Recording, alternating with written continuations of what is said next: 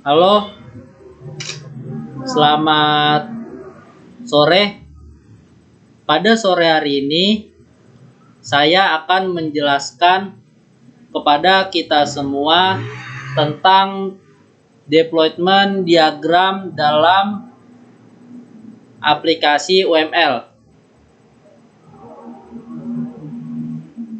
Sebelum saya menjelaskan kepada kita semua bagaimana bentuk deployment diagram, pengertian deployment diagram, simbol-simbol deployment diagram, saya akan memperkenalkan diri terlebih dahulu kepada kita semua.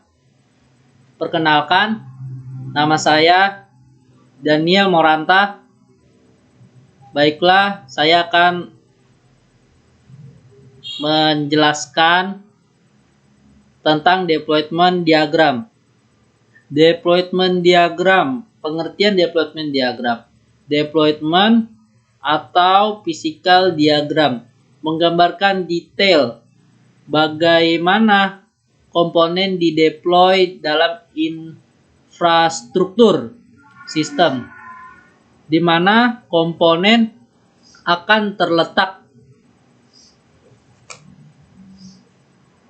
pada bisa di mesin, dapat di server, atau piranti keras lainnya. Bagaimana kemampuan jaringan pada lokasi tersebut, spesifikasi server, dan hal-hal lainnya yang bersifat fisikal.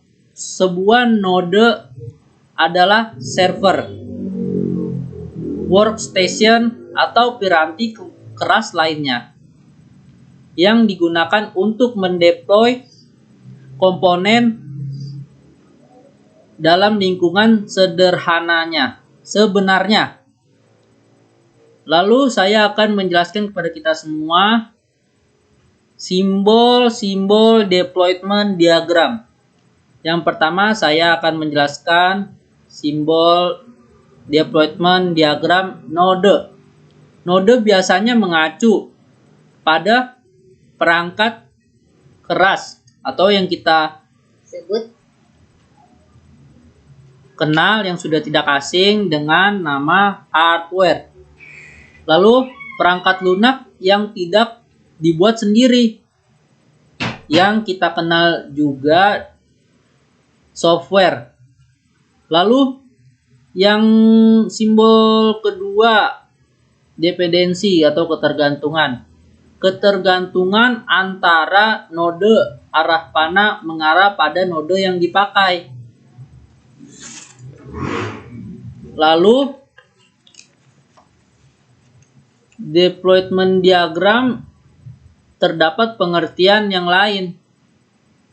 Deployment diagram adalah salah satu diagram paling penting dalam tingkat implementasi perangkat lunak dan kadang-kadang ditulis sebelum coding membuat program yang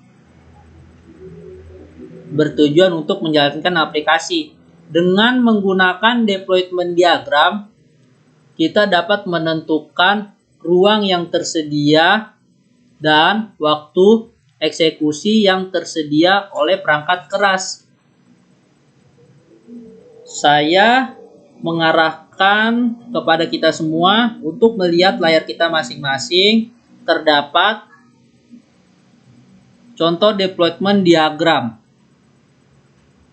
Nah, yang tadi saya sebutkan simbol-simbol deployment diagram, yang mana node? Node ini tadi seperti yang saya jelaskan dapat berupa hardware atau software. Di sini terdapat web server yang berarti ini adalah hardware.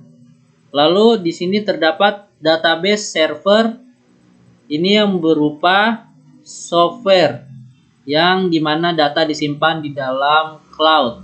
Lalu yang node ketiga terdapat device perangkat, user client pengguna di dalam website tempat bersejarah.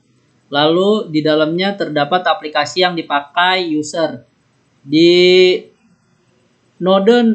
masing-masing node mempunyai association, hubungan antara user client dengan web server dengan DB server dengan web server. Begitu dengan seterusnya yang saling berkesinambungan. Demikianlah penjelasan saya pada sore hari ini. Kurang lebihnya mohon maaf, kurangnya akan saya perbaiki. Terima kasih untuk perhatian kita semua. Selamat sore.